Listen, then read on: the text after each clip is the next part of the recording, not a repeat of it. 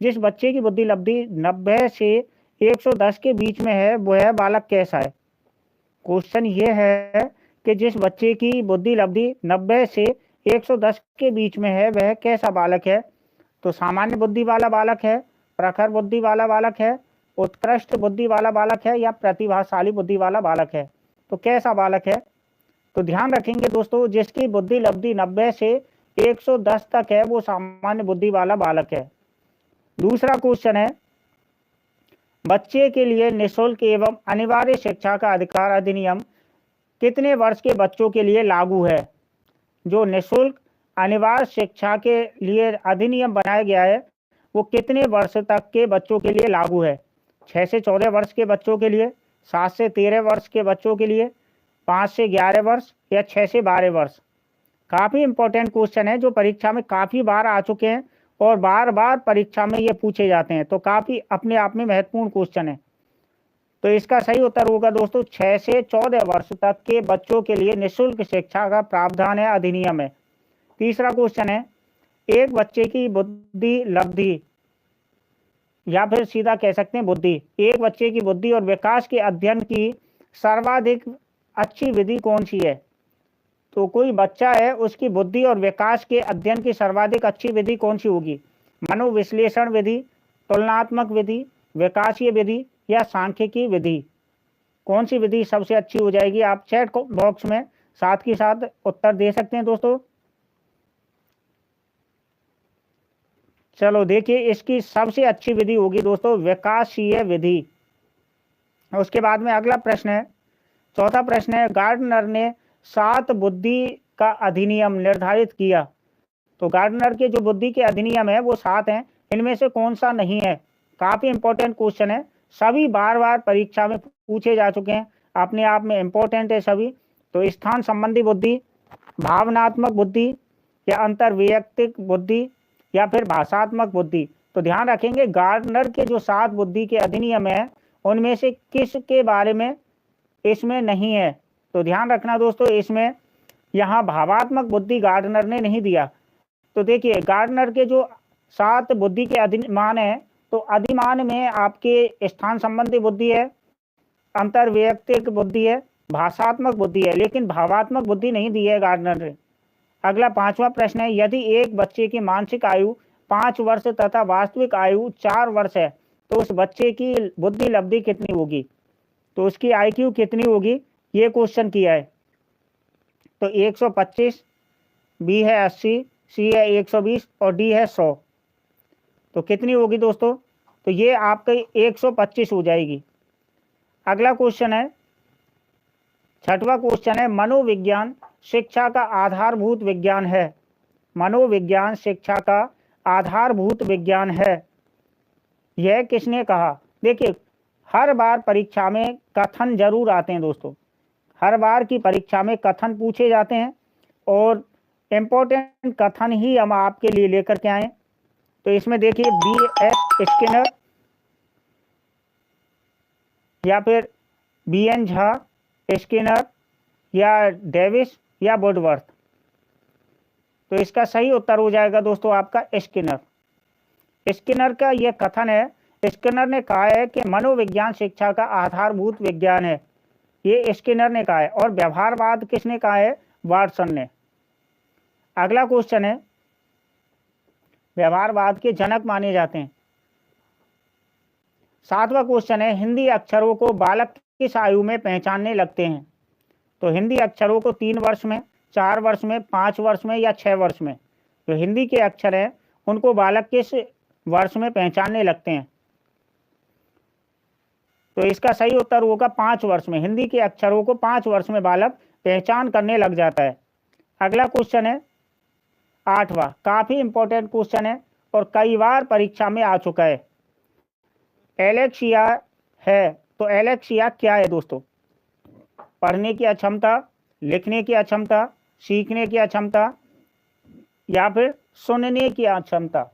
तो एलेक्सिया है क्या, पढ़ने की अक्षमता है, लिखने की है, सुनने की है, या फिर सीखने की है। तो इसका सही उत्तर हो जाएगा एलेक्सिया है दोस्तों, पढ़ने की अक्षमता। पढ़ने की अक्षमता को एलेक्सिया कहते हैं। नवा प्रश्न है, काफ़ी बार परीक्षा में पूछा गया है, जो नवा प्रश्न है काफ़ी इंपॉर्टेंट है। प्रश्न तो सभी इंपॉर्टेंट है, आज की सीरीज में काफ़ी इंपॉर्टेंट क्वेश्चन लेकर के आए जो बार बार में परीक्षाओं में पूछे गए हैं। चलो देखिए, पियाजे की औपचारिक संक्रियात्मक अवस्था किस आयु अवधि तक मानी जाती है? तो यहाँ औपचारिक संक्रियात्मक अवस्था है, देखिए 0 से 2 वर्ष, 2 से 7 वर्ष, 7 से 11 वर्ष और 11 से 15 वर्ष। तो इसमें आपको बता दूं 0 से 2 वर्ष आपकी इंद्रिय जनित अवस्था मानी है, 2 से 7 वर्ष आपकी संवेदी अवस्था है और यहाँ 7 से 11 वर्ष मूर्त अवस्था है और 11 से 15 वर्ष औपचारिक अवस्था है। तो यहाँ औपचारिक अवस्था पूछिए दोस्तों 11 से 15 वर्ष। 10वां प्रश्न है, गर्भ में बालक को विकसित होने में कितने दिन लगते हैं? गर्भ में बालक को विकसित होने में कितने दिन लगते हैं? 150 दिन, बी है 280 दिन, 390 दिन या 460 दिन। तो कितने दिन लगते हैं? काफ़ी इंपॉर्टेंट क्वेश्चन है और काफ़ी बार आ चुका है। तो ये 280 दिन लगते हैं दोस्तों गर्भ में बालक के लिए। 11वां प्रश्न है, किस मनोवैज्ञानिक ने अपने 3 वर्षीय पुत्र का अध्ययन किया? तो ऐसा कौन सा मनोवैज्ञानिक था जिसने अपने 3 वर्षीय पुत्र का अध्ययन किया था?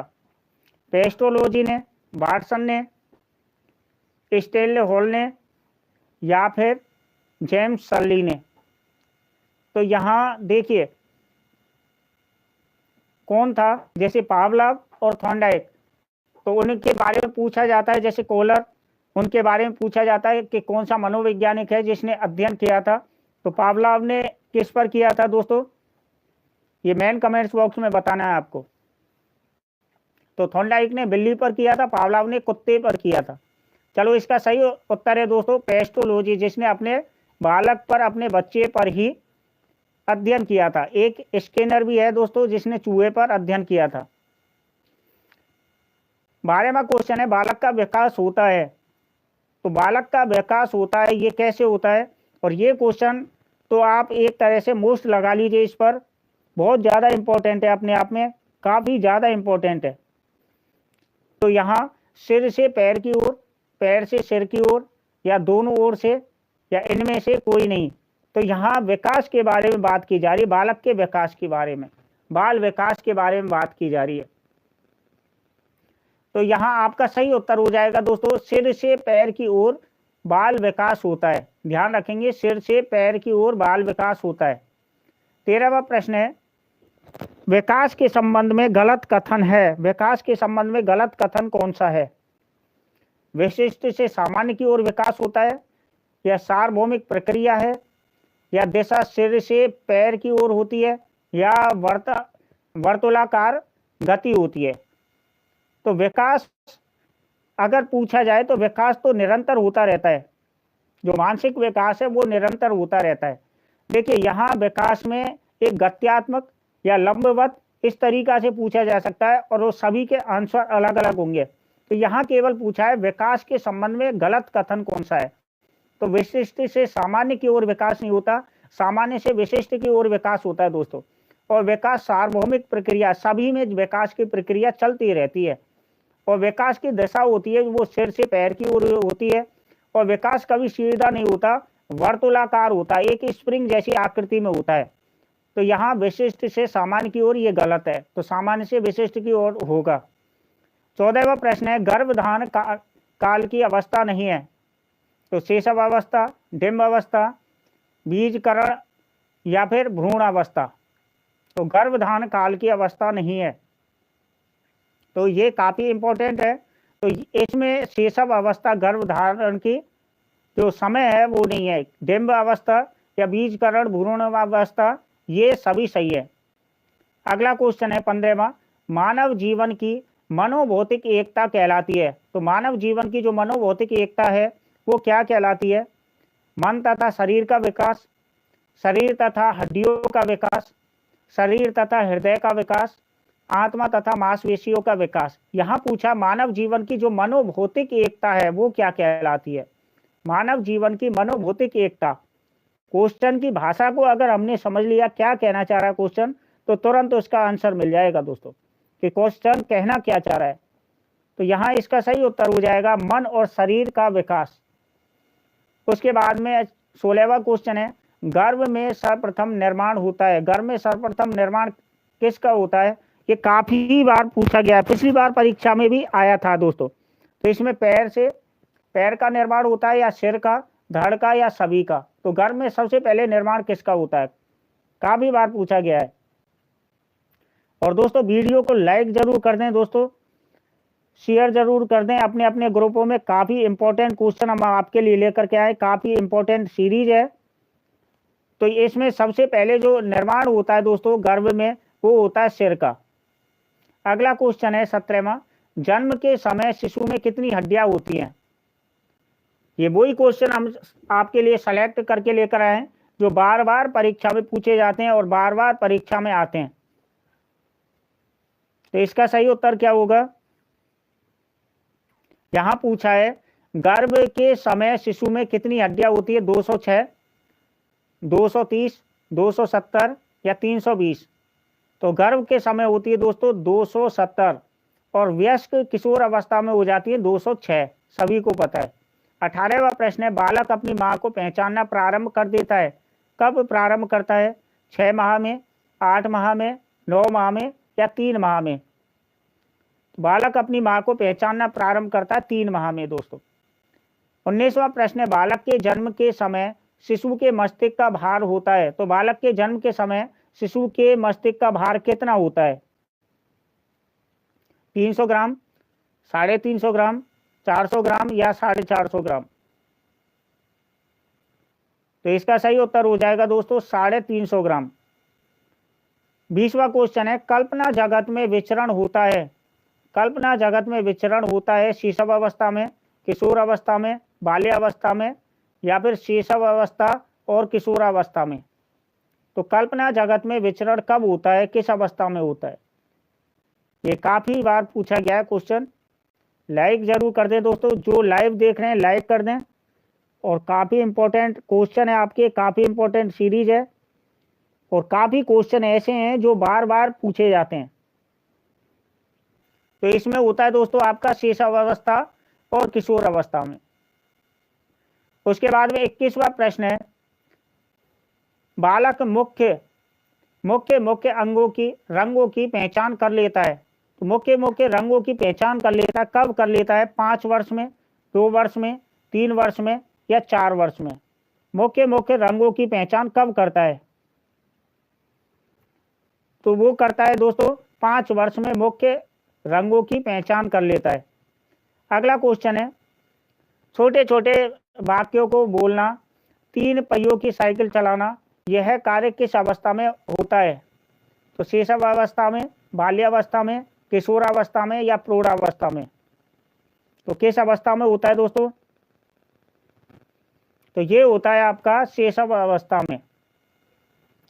23वां क्वेश्चन है, निम्न में से किस घटना की ओर बालक सर्वप्रथम आकर्षित होना प्रारंभ करता है? तो किस घटना की ओर सर्वप्रथम आकर्षित होना प्रारंभ करता है? प्रकाश की ओर, मां की ओर, ध्वनि की ओर या भोजन की ओर? चारों ऑप्शन अपने आप में दोस्तों इंपॉर्टेंट हैं। तो किस घटना की ओर बालक सर्वप्रथम आकर्षित होना प्रारंभ करता है? तो वो करता है दोस्तों प्रकाश की ओर। प्रकाश की ओर सबसे पहले आकर्षित होता है। 24वां प्रश्न है, बालक की जिज्ञासा को किया जाना चाहिए। ये इंपॉर्टेंट क्वेश्चन है, बालक की जिज्ञासा को क्या किया जाना चाहिए? काफी इंपॉर्टेंट है अपने आप में। बालक की जिज्ञासा को दमन कर देना चाहिए, शांत करना चाहिए या उत्तेजित करना चाहिए या सक्रिय करना चाहिए? तो देखिए, दमन तो नहीं करना चाहिए, बालक की जिज्ञासा को कभी दमन नहीं करना चाहिए दोस्तों। तो उसको शांत करना चाहिए। उसका अगर कोई बालक कोई क्वेश्चन कर रहा है तो उसको दमन नहीं करना चाहिए, रोकना नहीं चाहिए, उसको उस क्वेश्चन का आंसर बताना चाहिए, उसको शांत करना चाहिए। अगला क्वेश्चन है 25वां, भारत में बाल विकास की शुरुआत कब हुई? तो भारत में बाल विकास की शुरुआत 1930 में, 1887 में, 1800। हाँ, उत्तर आप बिल्कुल दे सकते हैं, चैट बॉक्स में साथ के साथ उत्तर दें। तो 1887 में, या 1800? हाँ बिल्कुल, साथ के साथ उत्तर दे सकते हैं।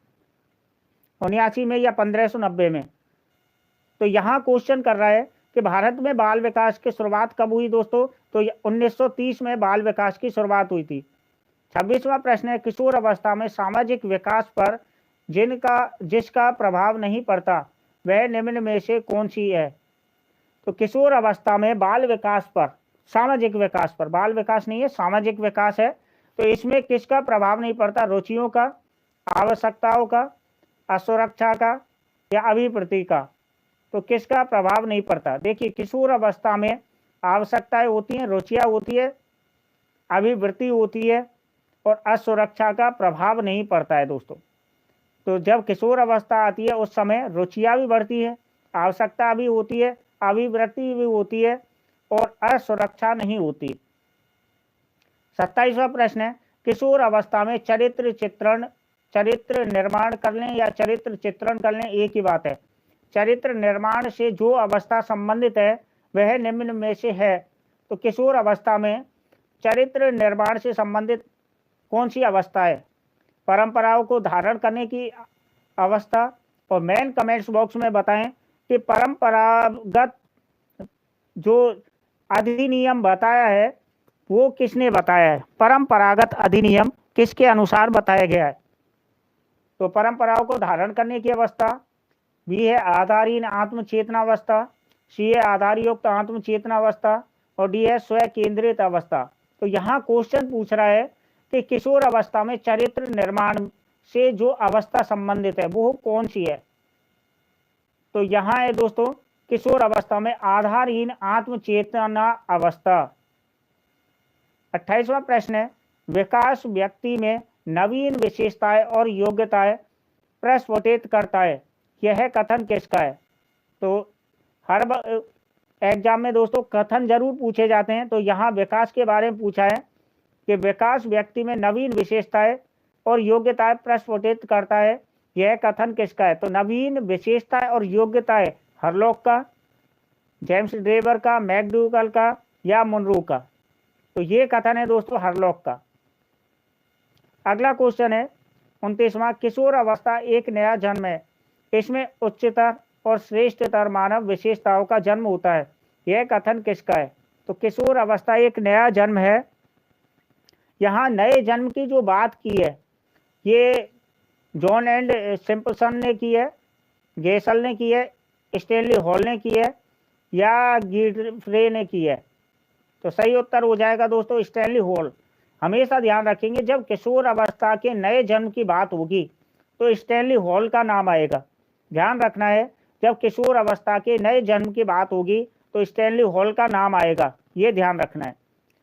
और लाइक जरूर कर दें दोस्तों, साथ में अपने ग्रुप में शेयर जरूर कर दें वीडियो को, काफी इंपॉर्टेंट क्वेश्चन है। और आज की सीरीज में वही क्वेश्चन हम लेकर के आए जो बार बार परीक्षाओं में पूछे जाते हैं। अगला क्वेश्चन है 30वां क्वेश्चन है, किशोर अवस्था आदर्शों की अवस्था है, क्योंकि कथन जरूर आएगा, हर परीक्षा में कथन पूछे जाते हैं तो एक कथन कम से कम पूछा ही जाता है दोस्तों। और जिन्होंने लाइक नहीं किया दोस्तों लाइक जरूर कर दें। तो किशोर अवस्था आदर्शों की अवस्था है। यहाँ देखिए नए जन्म की बात की थी किशोर अवस्था में, तो वो किसने की थी? अभी क्वेश्चन आया था, यहाँ देखिए स्टैनली हॉल ने की थी नए जन्म की। यहाँ कह रहा है किशोर अवस्था आदर्शों की अवस्था है, सिद्धांतों के निर्माण की अवस्था है, साथ ही जीवन का सामान्य समायोजन है। यह परिभाषा देने वाले कौन है? हेडो रिपोर्ट, जीन पियाजे, फ्रेडरिक ट्रेसी या E.L. पील? तो यहाँ सही उत्तर हो जाएगा दोस्तों जीन पियाजे ने कहा है। दोनों जो परिभाषा है उनको ध्यान रखना, अभी तक 4 परिभाषाएं आपकी आ चुकी है दोस्तों। यहाँ जीन पियाजे ने कहा है किशोर अवस्था आदर्शों की अवस्था है। दिमाग में ये रखेंगे, आदर्शों की बात हो किशोर अवस्था में तो जीन पियाजे, अगर बात होगी यहाँ नए जन्म की तो स्टैनली हॉल। ध्यान रखना है, नए जन्म में स्टैनली हॉल, आदर्शों की बात होगी किशोर अवस्था में तो जीन पियाजे। अगला क्वेश्चन है 31वां, मानसिक विकास का संबंध नहीं है, किससे नहीं है? शिक्षार्थी का वजन एवं ऊंचाई से, तर्क एवं निर्णय से, स्मृति का विकास से या अवबोध की क्षमता से? अवबोध मतलब समझना। तो मानसिक विकास का संबंध नहीं है दोस्तों। यहाँ सीधा सीधा क्वेश्चन है, शिक्षार्थी का वजन और ऊंचाई से कोई संबंध नहीं है मानसिक विकास में। अगर वजन कम हो या ज़्यादा हो तो भी मानसिक विकास रुकता नहीं है, चलता ही रहता है। और विकास कैसा चलता है ये आपको पहले बताया था, वर्तालुकार, ठीक है, एक स्प्रिंग की तरह। 32वां क्वेश्चन है, मनुष्य के शरीर में हड्डियों की संख्या कम से कम होती है। मनुष्य के शरीर में हड्डियों की संख्या कम से कम कब होती है? शैशव अवस्था में? शैशव अवस्था में तो नहीं होती, 270 होती हैं। बाल्यावस्था में, किशोर अवस्था के बाद, या प्रौढ़ अवस्था में? तो इसका उत्तर सही हो जाएगा कम से कम प्रौढ़ अवस्था में, क्योंकि देखिए शैशव अवस्था में 270 होती है, बाल्य अवस्था में थोड़ी कम हो जाती है। यहाँ पूर्ण बाल्य अवस्था में आपकी 206 और किशोर अवस्था के बाद 206 ही रहती है, लेकिन प्रौढ़ अवस्था में हड्डियों की संख्या कम हो जाती है दोस्तों। 33वां प्रश्न है, किशोर अवस्था की प्रमुख समस्या है। ये काफी इंपॉर्टेंट है। वजन बढ़ाने की, शिक्षा की, समायोजन की, या अच्छी परीक्षा परिणाम देने की? किशोर अवस्था की प्रमुख समस्या क्या है? वजन बढ़ाने की है? ये तो बिल्कुल नहीं है। शिक्षा की है, या समायोजन की है, या अच्छे परीक्षा परिणाम बढ़ाने की? तो किशोर अवस्था में सबसे ज्यादा समायोजन करना बहुत ही कठिन हो जाता है, तो समायोजन की समस्या आती है। 34वां प्रश्न है, ये काफी इंपॉर्टेंट है दोस्तों, इसको स्टार लगा लें इस क्वेश्चन को। किशोर अवस्था बड़े संघर्ष और तूफान और विरोध की अवस्था है। किशोर अवस्था बड़े संघर्ष, तूफान और विरोध की अवस्था है। किशोर अवस्था से संबंधित ये आपका तीसरा क्वेश्चन है। देखो आदर्श के बारे में बताया, किशोर अवस्था आदर्श का काल है, जीन पियाजे ने बताया। किशोर अवस्था नया जन्म है, ये किसने बताया था? नया जन्म के बारे में बताया था जीन आपका स्टैनली हॉल ने। उसके बाद में किशोर अवस्था बड़े संघर्ष और तूफान और विरोध की अवस्था है, ये किसने बताया? स्किनर ने, स्टैनली हॉल ने, या E.S. किलपैट्रिक ने, या थॉर्नडाइक ने? तो यहाँ ध्यान रखेंगे किशोर अवस्था बड़े संघर्ष और तूफान की बात है, यहाँ स्टैनली हॉल ने ही कहा है इसे। उसके बाद में 35वां प्रश्न है, जीन पियाजे के अनुसार संज्ञानात्मक विकास की अवस्थाएं हैं। तो संज्ञानात्मक विकास की 4, 3, 2 या 5? तो यहाँ जीन पियाजे के अनुसार जो संज्ञानात्मक विकास की अवस्था है दोस्तों, वो है आपकी 4। देखिए पहली अवस्था, पहला क्वेश्चन आया था उसमें मैंने बताया था जीन पियाजे के अनुसार। और वीडियो को लाइक नहीं कर रहे हैं दोस्तों, लाइक बहुत कम चल रहे हैं आपके, लाइव ज़्यादा हैं लेकिन लाइक कम है, तो लाइक भी करते हैं साथ के साथ। यहाँ जीन पियाजे की जो 4 अवस्थाएं, पहली है इंद्रिय जनित अवस्था, फिर संवेदी अवस्था, फिर मूर्त विकास अवस्था, फिर है अमूर्त विकास की अवस्था। तो ये ध्यान रखेंगे 4 अवस्थाएं जो 0 से 2 वर्ष होती है इंद्रिय जनित अवस्था। अगला देखिए 36वां क्वेश्चन है, एरिक्सन के अनुसार कौन सी अवस्था में बालक अधिक पहल करता है लेकिन बहुत सशक्त भी हो सकता है, जो दोष भावनाओं की ओर ले जाता है? तो एरिक्सन के अनुसार पूछा है यहाँ 18 माह से 3 वर्ष, 3 से 6 वर्ष तक पहल बनाम दोष अवस्था, 6 से 12 वर्ष तक, और किशोर अवस्था। यहाँ पूछा है एरिक्सन के अनुसार कौन सी अवस्था है जिसमें बालक अधिक पहल करता है लेकिन सशक्त भी हो जाता है और दोष भावनाओं की ओर ले जाता है? तो यहाँ सही उत्तर हो जाएगा दोस्तों आपका किशोर अवस्था नहीं रहेगा, और ना ही 6 से 12 वर्ष तक, 3 से 6 वर्ष तक पहल बनाम दोष अवस्था रहती है। 37वां प्रश्न है आपका, मानसिक विकास को प्रभावित करने वाला कारक नहीं है। तो ऐसा कौन सा कारक है जो मानसिक विकास को प्रभावित नहीं करता है? मानसिक विकास को प्रभावित करने वाला कारक नहीं है, कौन सा है? परिवार का वातावरण। तो परिवार का वातावरण मानसिक प्रभाव को प्रभावित करता है, विकास को, या नहीं करता है? धार्मिक वातावरण, परिवार के सामाजिक स्थिति, या परिवार की आर्थिक स्थिति? तो जो मानसिक विकास को प्रभावित करने वाला है वो वातावरण करेगा दोस्तों, चाहे वो आपका वातावरण समाज का हो, या आर्थिक हो, या फिर परिवार का हो, लेकिन धार्मिक वातावरण मानसिक अवस्था को प्रभावित कभी नहीं करता है, यह ध्यान रखेंगे।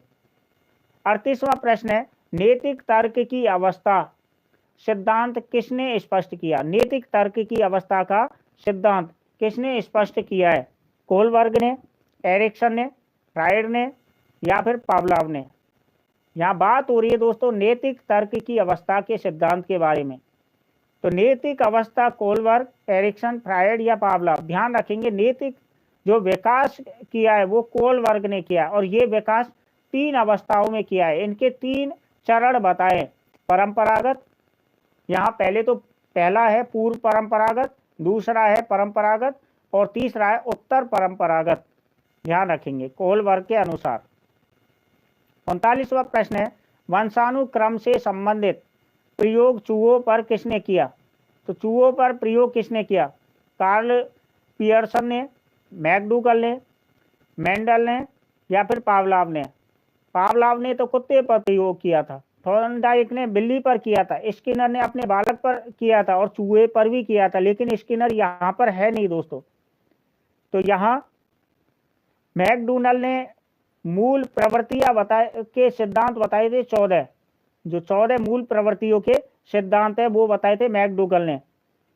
तो यहाँ मेंडल है इसका सही उत्तर। मेंडल ने चूहे पर प्रयोग किया था जो वंशानुक्रम किया था। 40वां प्रश्न है कौन सा ऊर्जावान मित्रवत बालक का लक्षण नहीं है? कहने का मतलब है जो मित्र के समान बालक का लक्षण ऊर्जावान नहीं है वो कौन सा है? खुश मिजाज, सामाजिक, आसानी से चिढ़ने वाला, ऊर्जा का उच्च स्तर। काफी सरल क्वेश्चन है, आराम से इसका उत्तर दे सकते हो। तो ऐसा कौन सा है दोस्तों? तो इसका सही उत्तर हो जाएगा आसानी से चिढ़ने वाला, ये ऊर्जावान नहीं है। देखिए बाल विकास और शिक्षा शास्त्र के 1000 महत्वपूर्ण प्रश्नों की सीरीज लेकर के आ रहा हूं मैं। अगली बार आपके लिए बाल विकास और शिक्षा शास्त्र के काफी इंपॉर्टेंट 1000 क्वेश्चनों की सीरीज लेकर के आ रहा हूं। आप तैयार रहें और काफी इंपॉर्टेंट क्वेश्चन लेकर के आऊंगा। जैसे ये आज की सीरीज में काफी सिलेक्टेड क्वेश्चन है, काफी इंपॉर्टेंट क्वेश्चन है जो बार बार परीक्षा में पूछे गए दोस्तों।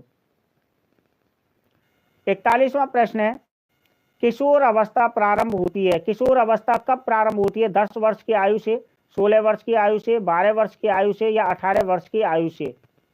काफी सरल क्वेश्चन है। किशोर अवस्था कब प्रारंभ होती है? तो 10 वर्ष की आयु से, 16 वर्ष की आयु से, 12 वर्ष की आयु से या फिर 18 वर्ष की आयु से। तो ये होती है दोस्तों आपकी 12 वर्ष की आयु से किशोर अवस्था प्रारंभ हो जाती है। किशोर अवस्था प्रारंभ आपकी 12 वर्ष की आयु से हो जाती है। चलो अगला क्वेश्चन देखें। 42वां क्वेश्चन है पूर्णतः प्रकाशशील व्यक्ति का संप्रत्यय किसने दिया? ये परिभाषा है आपकी, क्योंकि परिभाषा आपकी एक जरूर आएगी। तो यहाँ पूर्णतः प्रकार्यशील व्यक्ति का संप्रत्यय किसने दिया? कार्ल रोजर्स ने, फ्राइड ने, फ्रांसिस गाल्टन ने या इवान पावलोव ने? तो यहाँ क्वेश्चन किया है पूर्णतः प्रकार्यशील व्यक्ति का संप्रत्यय। तो ये दिया था दोस्तों कार्ल रोजर्स ने। ध्यान रखेंगे रोजर्स ने इसका जो संप्रत्यय दिया था। 43वां क्वेश्चन है निम्न में से किसने बच्चे में वस्तु स्थिरता के विकास को समझने में सहायता की? तो वस्तु के जो स्थायीपन होता है उसको समझने में विकास किसने किया? तो पियाजे ने, फेस्टिंगर ने, एरिक्सन ने या बेलाक ने? तो सही उत्तर हो जाएगा इसका दोस्तों पियाजे ने। यहाँ जो बच्चे के स्थायित्व को, जो इन्होंने 4 अवस्था बताई, तो वो बच्चों के स्थायित्व को समझने और विकास को समझने की सहायता करने के लिए वो अवस्था बताई थी। अगला क्वेश्चन है 44वां क्वेश्चन है सूर्य बच्चे के साथ साथ चलता है, उसके मुड़ने का अनुकरण करता है और बच्चे की बात सुनता है। यह कथन बालक की किस लक्षण की ओर इंगित करता है? तो यहाँ पराअहम केंद्रीयता, केंद्रीयता, सजीव चिंतन या वस्तु स्थिरता। ये क्वेश्चन काफी बार पूछा गया है कि सूर्य बच्चे के साथ साथ चलता है। अगर कोई प्रकाश भी दिखाई देता है तो वो भी ऐसा लगता है कि जैसे बच्चे के साथ साथ चल रहा है। तो ये क्वेश्चन काफी इंपॉर्टेंट है, काफी बार पूछा गया है। तो इसका सही उत्तर हो जाएगा दोस्तों सजीव चिंतन। वो बच्चा सजीव चिंतन करता है उस सूर्य को देख करके कि ये मेरे साथ साथ में ही चल रहा है। जिस प्रकार से कोई मनुष्य चलता है उसी प्रकार से वो चिंतन करता है कि ये मेरे साथ में सूर्य चल रहा है।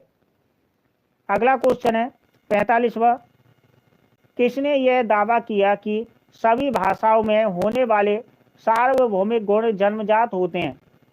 तो किसने दावा किया था कि सभी भाषाओं में जो होने वाले गुण होते हैं वो सार्वजनिक गुण होते हैं और वो जन्मजात होते हैं? तो ये बीएस स्किनर ने, अल्बर्ट बंडोरा ने, या नाम चॉम्स्की ने, या ईसी टोलमैन ने?